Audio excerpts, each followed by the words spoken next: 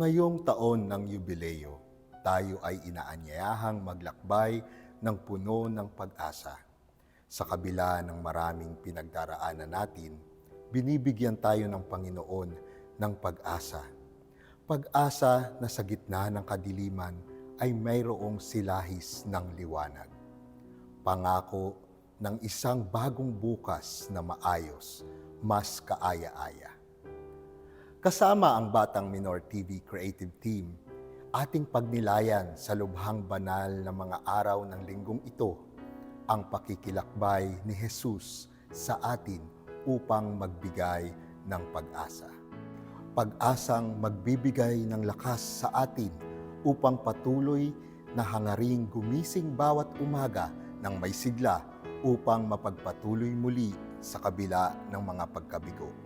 Magbibigay ng lakas ng loob upang hindi pagapi sa takot o pag-iisa. Dahil hindi naman talaga tayo nag-iisa. Dahil kasama natin si Jesus. Kung nag-iisa at nalulumbay dahil sa hirap mong tinataglay, kung kailangan mo ng karamay, tumawag ka at siya'y naghihintay. Siya ang iyong kailangan, sandigan, kaibigan mo. Siya ang araw mong lagi at karamay kong suwi. Siya'y si Jesus sa bawat sandali.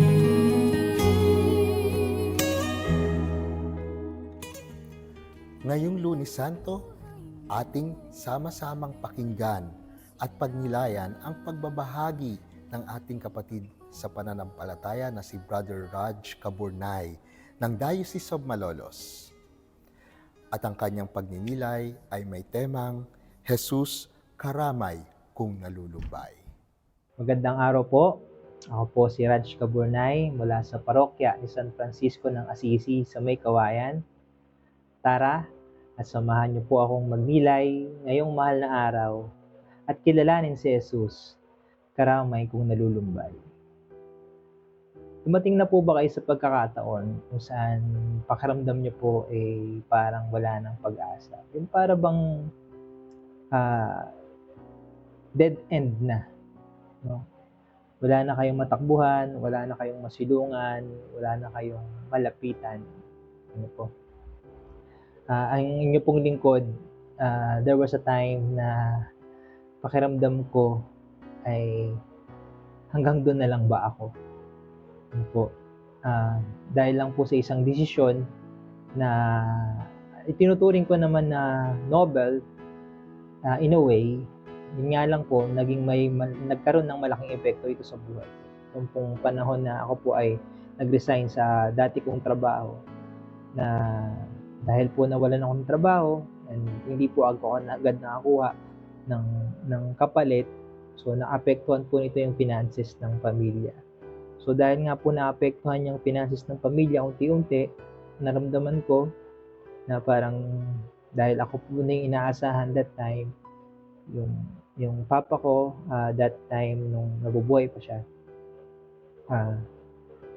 na hindi man direkta pero naulinigan ko na tinatanong si mama, wala pa bang magiging trabaho yung anak mo, ganyan.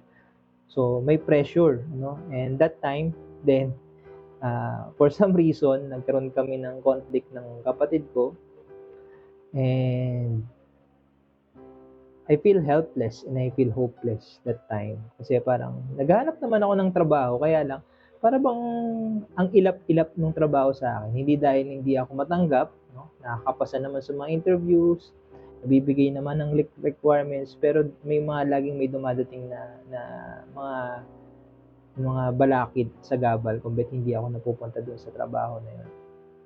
So, and meron sana akong Gusto ko sana ring mailabas yung yung sama ng loob or yung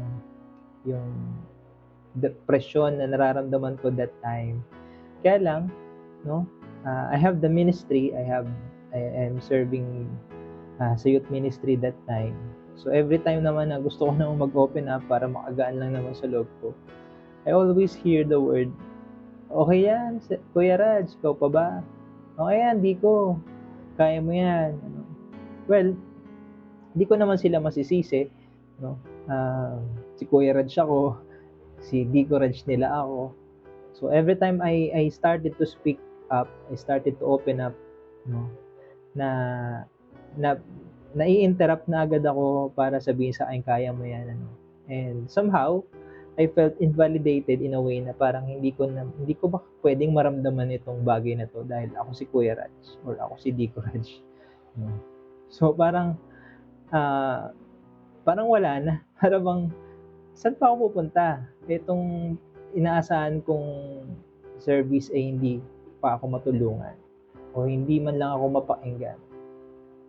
So, in that moment, meron na lang sana akong isang pinanghahawakan or isang pinakapitan ng taong iniisip kong nakakaintindi sa akin that time. Iniwanan pa ako. That was my girlfriend that time. Yung tipong we dream together, nag-start na kaming masimulang mangarap na magkasama, mangarap ng kinabukasan, and all of a sudden, no, maybe not because of my situation, pero na fall out of love siya sa akin that time. So, wala na, lahat na ng aspekto ng buhay ko, wala akong trabaho, ang pamilya ko parang that time, hindi naman nila ako tinatakwil, pero parang may pressure from them. I have a conflict with my brother. The ministry can't help me, and at the same time, iniwan pa ako. Wala pang love life. No? Saklap, ano? And I feel like I'm in my rock bottom that time. No? Pero meron akong hindi inalis sa buhay ko that time. Yun yung pagbabasa ko ng Bible every day. Yung readings of the day.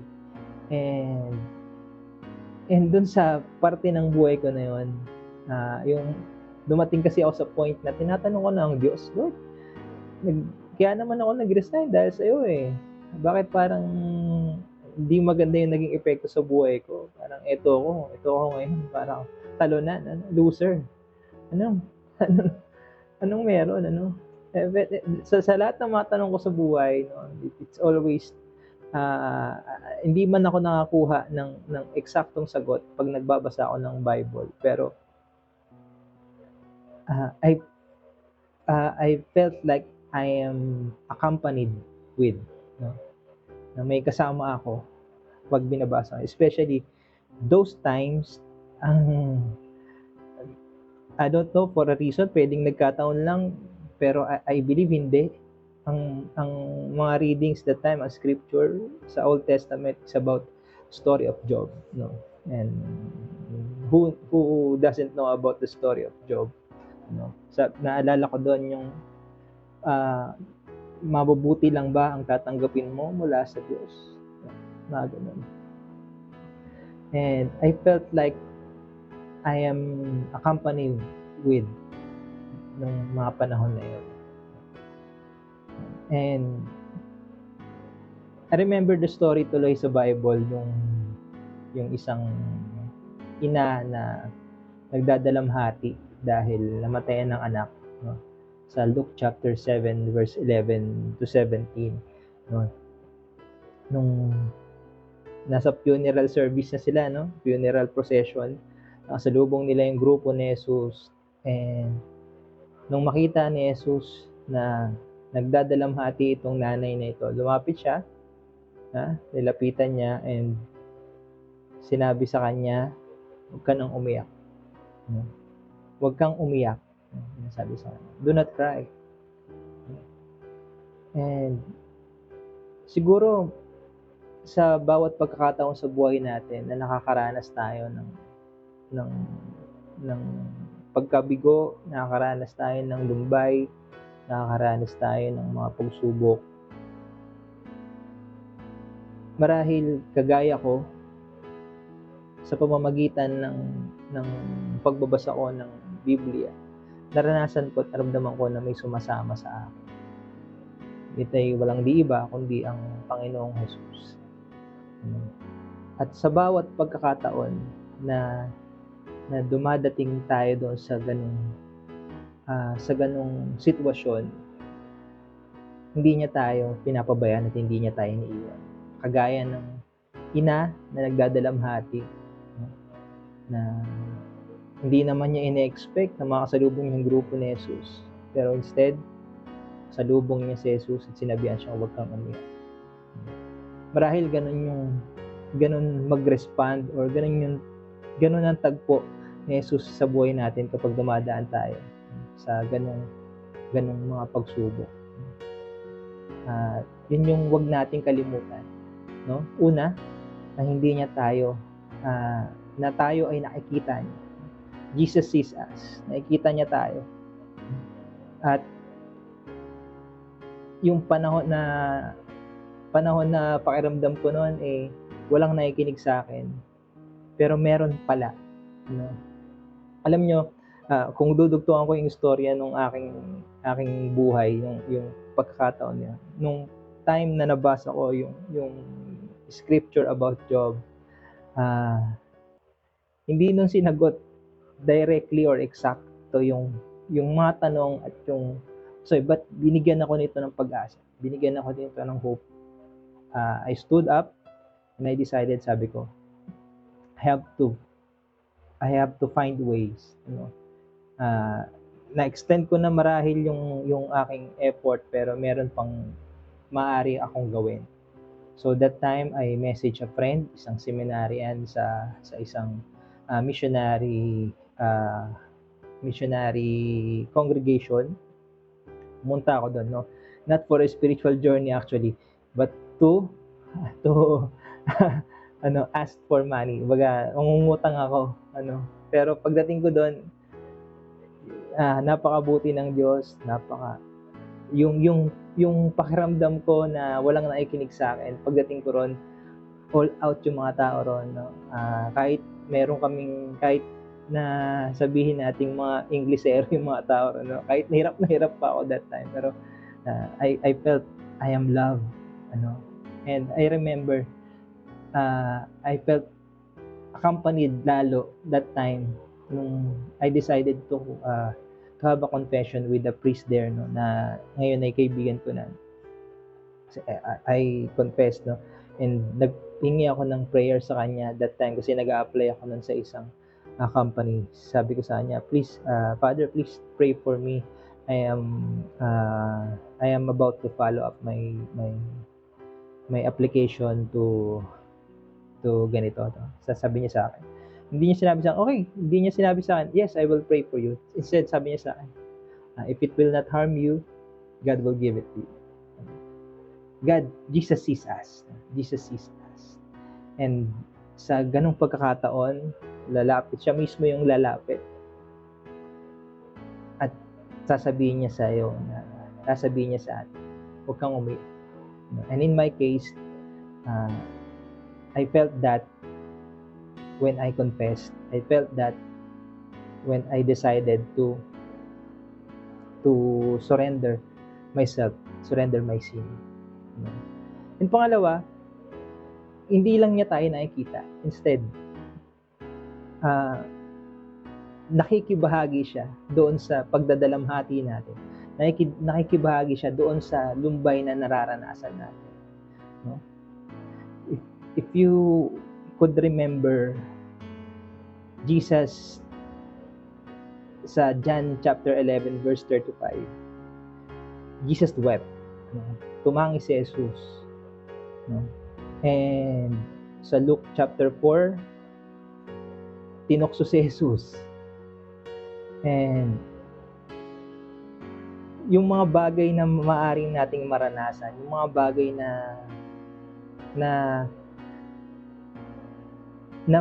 nahihirapan tayo pagdaanan, pinagdaanan din niya noong siya ay nagkatawang tao. Bakit nga ba tumanggi si Jesus that time? Kasi namatay yung kaibigan niya. No? Merong namatay siyang mahal sa buhay. Isa yun sa pinakamasakit na mararanasan natin sa buhay. I lost my father noong 2019, kasagsagan, kalagitnaan ng pagdiriwang ng Year of the Youth. I lost a friend, no? And a friend in the ministry. Mahirap. And sinamahan niya tayo ni Jesus noong naranasan niya rin yung pagkakataon. And he was tempted. Sa lahat ng pagkakataon, lagi tayong natutukso sa mga bagay na nakapaligid sa atin. And sa isang parte ng buhay ni Jesus nung siya ay nakapako na sa krus, dumating siya doon sa pagkakataon. Sinabi niya, Diyos ko, bakit mo ako pinabayaan? Not to question God, but to represent our hopelessness, to represent our helplessness. Yung mga tanong natin, na tila ba pakiramdam natin ay pinabayaan tayo. Jesus represents it on the cross. Pero ang maganda ron, at the end of the day, namatay siya sa krus, pero muli siyang nabuhay. Upang bigyan tayo ng pag-asa sa kabila ng mga pinagdaanan natin, sa kabila ng mga lumbay, sa kabila ng mga desperation, sa kabila ng mga pagsubok na naranasan natin. Kasama ni Jesus, muli tayong mabubuhay, muli tayong makakaranas ng kalayaan sa mga lungkot at lumbay na nararanasan natin. Mga kapatid, marahil maaring nasa gitna tayo ngayon ng mga pagsubok, no? Maaring hindi natin alam kung saan tayo pupunta, maaring hindi natin alam kung anong mga sagot sa mga tanong natin. Pero isa lang yung makakasiguro tayo.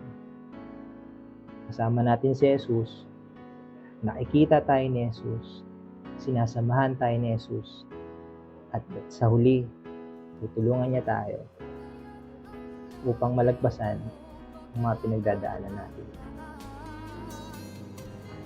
Nawa po sa mga mahal na araw na ito ay lagi nating alalahanin at lagi nating pagnilayan kung paano kumikilos si Jesus sa ating buhay.